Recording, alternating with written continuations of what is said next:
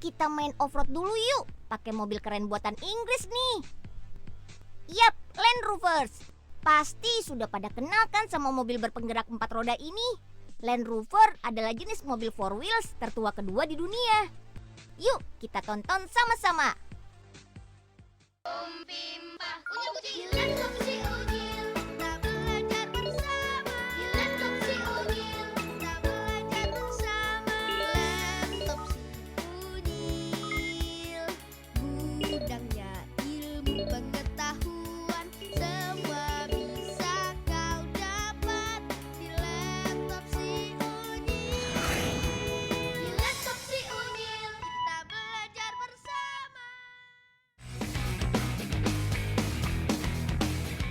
Siap-siap, kita bertualang dengan kuda besi dari Inggris yuk. Wush, wush, wush. Ya, itu dia yang barusan lewat. Land Rover Defender, rajanya roda 4 di segala medan. Sebelum kita mulai jalan-jalannya, ikut Unyil dulu yuk. Mampir ke West Midland, Inggris, untuk lihat bagaimana mobil keren itu dibuat. Come on! Nah, untuk membuat mobil Land Rover seri Defender, semua berawal dari tempat ini. Ini dia bahan bakunya.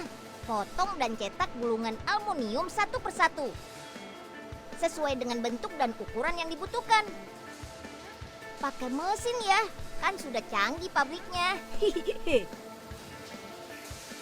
Dan ada robotnya juga yang membantu memindahkan hasil cetakannya. Jadi semuanya serba cepat.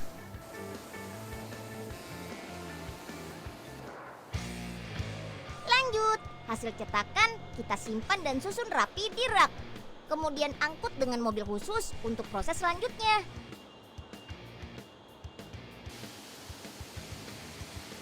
Oh iya, beri lubang pada setiap bagian mobil untuk pemasangan baut-baut sebelum dirakit menjadi mobil yang utuh. Ayo robot, kerja terus. Wih, kalah. Nak Willy lama betul ya. Orang tua disuruh nunggu lama-lama. Aduh. Jadi apa enggak ya?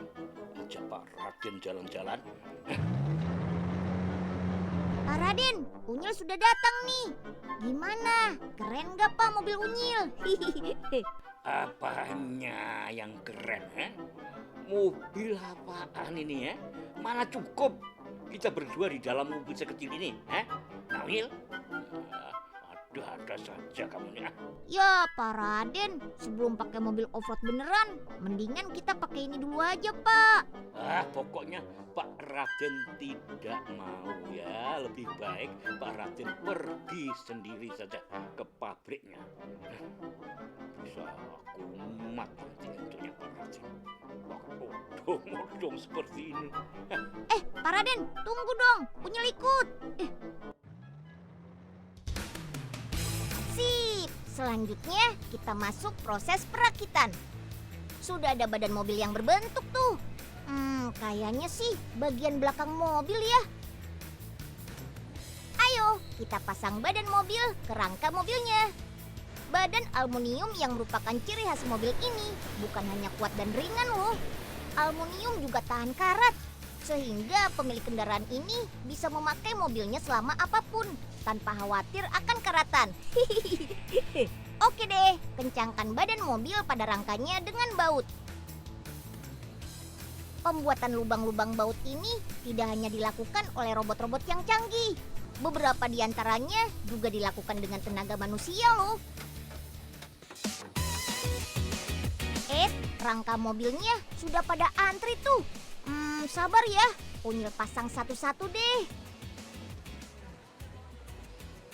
Sebagai kendaraan sport yang dibangun secara semi-handmade alias setengah tenaga manusia, sebagian pekerjaannya dilakukan pekerja terlatih, seperti mengamplas bodi mobil bagian lampu ini.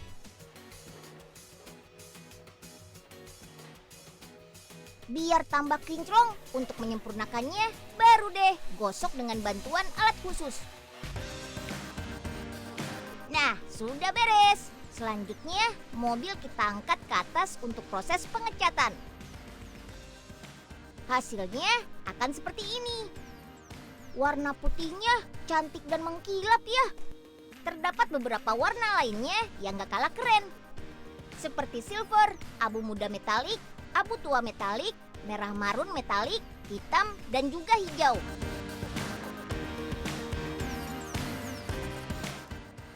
Lanjut, kita rakit chassisnya. Chassis adalah satu komponen yang sangat penting dalam membuat kendaraan. Chassis ini akan menjaga kekuatan, kemampuan, dan fleksibilitas, dan juga terhadap daya tahan kendaraan itu sendiri. Para teknisi langsung memasang peralatan yang akan menyangga mesin nantinya. Mobil yang mulai diproduksi massal pada tahun 1948 ini memang khusus membuat kendaraan 4-wheel drive full time, yang artinya setiap saat selalu menggunakan penggerak 4 roda. Berbeda dengan mobil biasa yang hanya menggunakan 2 penggerak roda. Tuh, lihat, ada mesin mobil yang akan dipasang pada chassis, teman. Supaya mesin pas ditempatkan, sudah ada teknisi mesin yang akan mengarahkannya pada posisi yang tepat. Asik, sebentar lagi mobil jagoan Unyil mau jadi. Sekarang kita pasang dashboard alias papan instrumen untuk panel-panel kebutuhan mobil. Di dashboard ini kemudi mobil, pengaturan AC, sampai sistem hiburan akan dipasang. Tuh, lihat, kabel-kabelnya aja banyak banget. Kalau sudah beres, lalu pasang deh pada chassis. Posisinya ada di bagian depan mobil ya.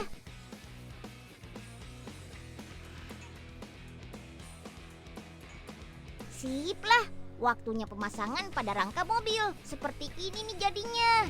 Ada Om Bule yang lagi mengencangkan bagian atap mobil tuh. Unyil bantu ya Om. Wah, mobil-mobil yang sudah hampir jadi pada berbaris semua. Yang satu ini jangan sampai ketinggalan dipasang ya Om. Yap, pintu mobil. Biar nggak berat, pemasangan pintu dibantu dengan mesin angkut otomatis. Petugas teknisi hanya cukup menggeser pintu ke bodi mobil dan dipaskan saja pemasangannya. Proses selanjutnya, mobil akan kita uji cobakan dengan semprotan air yang sangat dingin. Lalu sinari dengan lampu. Ini untuk menguji ketahanan dan kualitas cat mobil. Biar terbukti kalau mobil ini memang jagonya di segala medan. Jadi mau cuaca dingin atau panas sekalipun, no problemo. Tada! Ini dia mobil yang sudah jadi. Keren kan? Oh iya, Unyil juga mau berbagi info nih. Ternyata Land Rover adalah merek mobil tertua kedua di dunia yang menggunakan sistem penggerak 4 roda setelah mobil Jeep. Mobil dengan daya jelajah tinggi ini memiliki 6 speed atau kecepatan transmisi manual dengan jarak gigi rendah. Jadi mobil ini bisa menghadapi medan dengan kondisi curam sampai 47 derajat. Defender memiliki kapasitas mesin 2200 cc yang menghasilkan tenaga 360 torsi. Jadi dapat memberikan tenaga maksimal saat berada di kondisi jalan yang sulit. Selain sangat tangguh dan mampu melahap medan terberat sekalipun, pengemudi juga dilibatkan dalam pengendaliannya. Tidak ada bantuan elektronik berlebih yang akan mengurangi keasikan beroff-road secara murni. Untuk interior, tampilannya cukup sederhana, kokoh, dan praktis. Misalnya saja kursi yang dibungkus kulit, begitu juga untuk pegangan kemudi. Untuk sistem hiburan, mobil ini memiliki Bluetooth, konektivitas tanpa kabel dengan audio streaming. Ayo, yang suka berpetualang dengan gagah berani, kita pakai mobil ini. Tancap gas! Hihihi.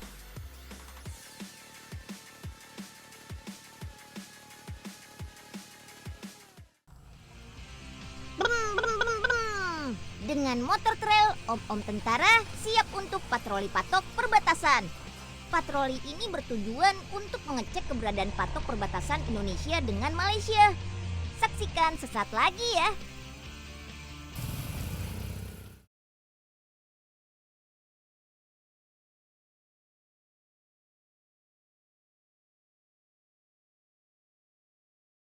Semua bisa kau dapat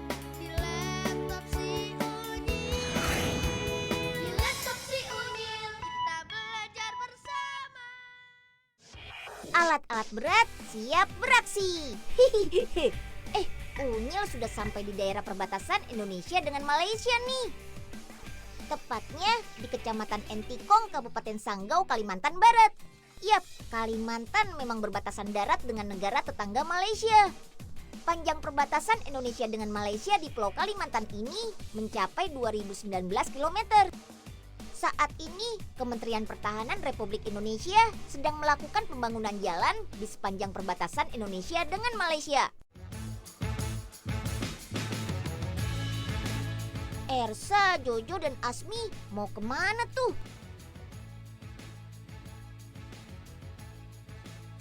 Teman-teman Unyil pasti penasaran kan? Karena jembatan itu dibuat dengan perhitungan arus. Oi, anak-anak. Bukan, teman-teman Unyil dipanggil Brigjen Subagio deh. Brigjen Subagio dari Kementerian Pertahanan sedang memberikan pengarahan tentang pembangunan jalan ini. Apa di sini? Alat berat itu buat apa? Alat berat ini digunakan untuk membuat jalan. Namanya jalur inspeksi dan patroli perbatasan.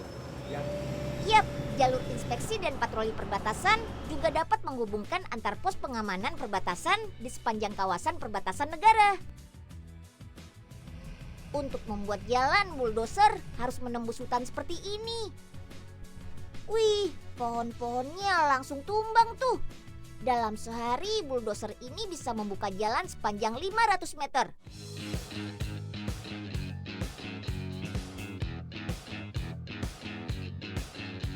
Tahap pembuatan jalan selanjutnya adalah membentuk badan jalan.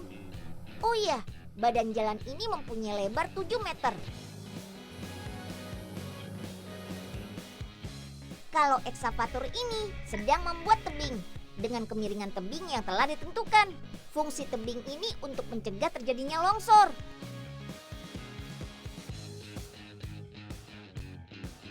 Jalan juga harus punya saluran air yang baik loh. Fungsinya untuk mencegah banjir. Tahun 2015 ini akan dibuat 309 km jalur inspeksi dan patroli perbatasan. Tahun 2019 nanti, jalur inspeksi dan patroli perbatasan sudah selesai dibuat di sepanjang perbatasan Indonesia dan Malaysia.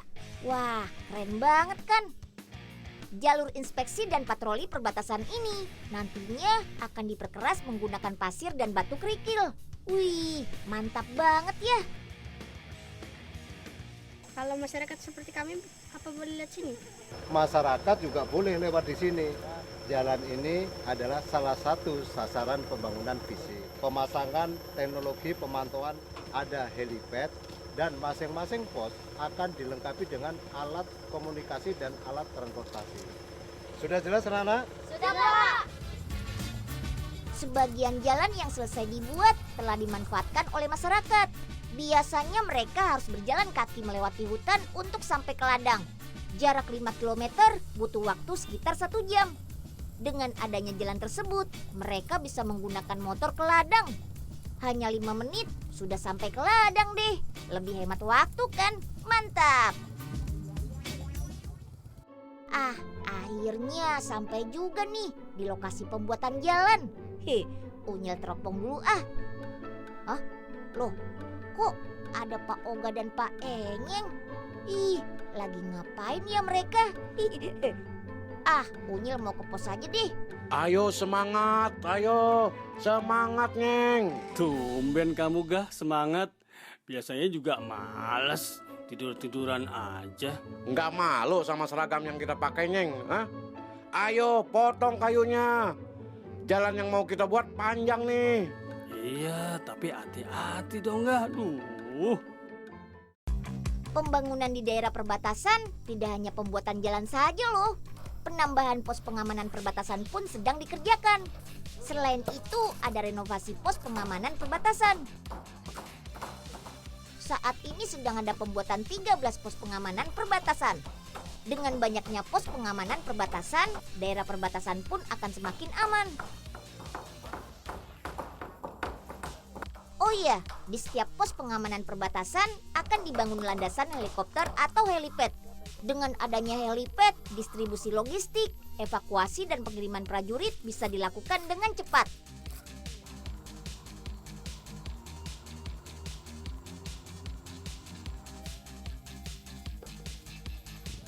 TNI dan masyarakat juga bergotong royong membangun sarana umum di daerah perbatasan loh. Seperti jalan yang terdapat di Desa Semangit, Kecamatan Entikong ini. Jalan sepanjang 740 meter ini hasil gotong royong TNI dengan masyarakat. Jalan pun sudah dimanfaatkan oleh masyarakat sekitar. Ada juga lapangan voli di Kecamatan Sekayam. Masih banyak sarana umum yang telah dibuat TNI bersama masyarakat perbatasan. Pembangunan sarana umum ini merupakan bakti TNI di daerah perbatasan. Teman-teman Unyil di SD Negeri 15 Gumun di Kecamatan Sekanyam pun ikut merasakan manfaat bakti TNI ini loh. Om Pratu Aris dan Om Serda Franciscus Yoki ikut mengajar di SD Negeri 15 Segumun ini. Seminggu 3 kali mereka mengajar dari jam 7 sampai jam 12 siang. Mata pelajaran yang diajarkannya pun bermacam-macam, seperti matematika, bahasa Indonesia, seni, dan ekstrakurikuler.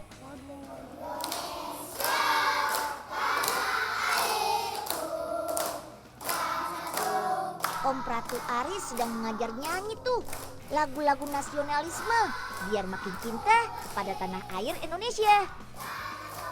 Sedangkan Om Serda Franciscus Yoki mengajar baris berbaris. Siap, gerak! Widih, Nyil, pada pinter-pinter banget itu bocah-bocah. Iya dong, Po. Kan diajarin langsung sama Om Tentara. Mantep dah kalau begitu ya, Nyil. Biar makin banyak dah ya kegiatan-kegiatan bakti di TNI macam kayak begini nih, Nyil. Iya, Po. Biar makin maju daerah perbatasan kita. Masyarakat dan teman-teman Unyil jadi ikut merasakan manfaatnya deh. Merdeka! Ayam terbang. Dah, ngagetin Po aja sih, Nyil. Maaf ya, Po.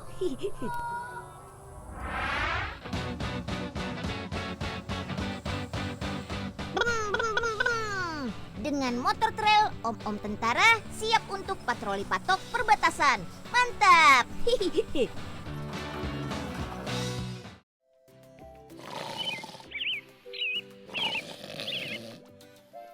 Aduh, Pak Oga, kok malah tidur sih? Pak Oga, bangun Pak. Dung, dan Unyil ganggu Pak Oga tidur aja. Ya, Pak Oga lupa ya. Hari ini kita kan mau patroli patok, Pak. Waduh, gawat nih. Bisa kenal omel Pak Raden nih. Iya, makanya. Ayo buruan, Pak. Udah siap, Den. Siap, Pak. Untung patrolinya naik motor. Jadi bisa cepet nyampe dan nggak capek. Pak Oga nggak mau capek nih. Lihat aja nanti.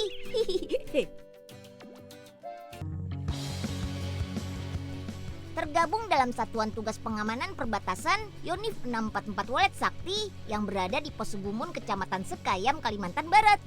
Komandan patroli adalah Letnan 2 Infanteri Ahmad Haryanto. Perlengkapan sudah siap semua nih. Come on, kita berangkat. Patroli ini bertujuan untuk mengecek keberadaan patok perbatasan Indonesia dengan Malaysia. Ya, patok merupakan tugu yang dipasang sebagai batas dua negara.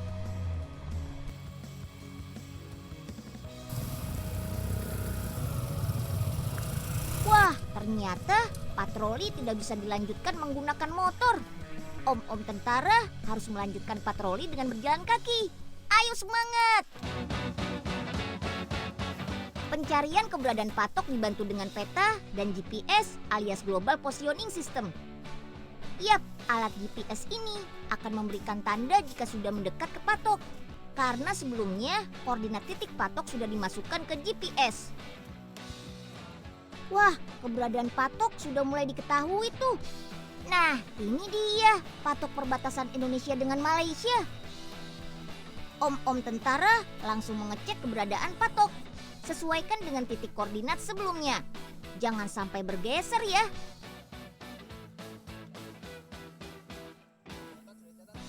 Wah, Rimus, Rusli, dan Frankie kenapa kalian ada di sini? Mau kemana kalian?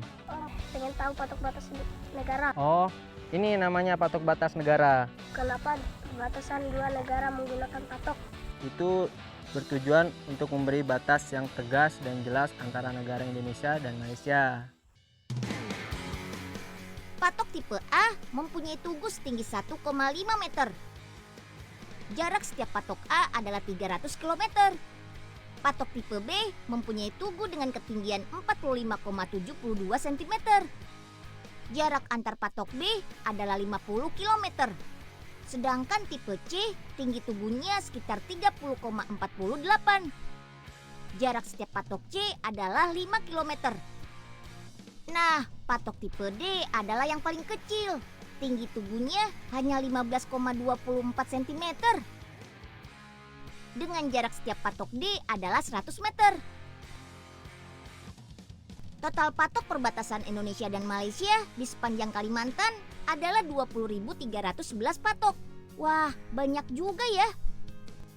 Udah paham kan kalian semua? Oh iya, nantinya untuk mempermudah keberadaan patok akan dipasang teknologi alat pantau patok perbatasan loh.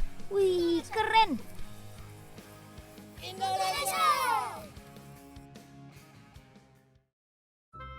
Nah, ini dia patok batas Indonesia dengan Malaysia. Ini harus kita jaga. Loh, di mana ini Ugah sama Unyil? Masa saya duluan yang sampai di patok? Aduh, Pak Raden. Pak, maaf ya Pak, kami terlambat. Tidak apa-apa, Nyil. Yang penting ya, bukan sampai ke patok. Nah, ini patok batas negara kita. Harus kita jaga dan cek keberadaannya. Jangan sampai bergeser. Siap ya. Pak Raden. Wih, lah. Mana suara kamu, Gah? Gah? Gah, kamu Aduh, ngerti Pak. kan, Gah? Saya udah nggak kuat, Pak. Capek banget. Duh. Wih, lah. Jaban bayi. Lah kok sampai pingsan segala kamu, Gah? Gah. Pak Oga. Masa kalah sih sama Unyil dan Pak Raden?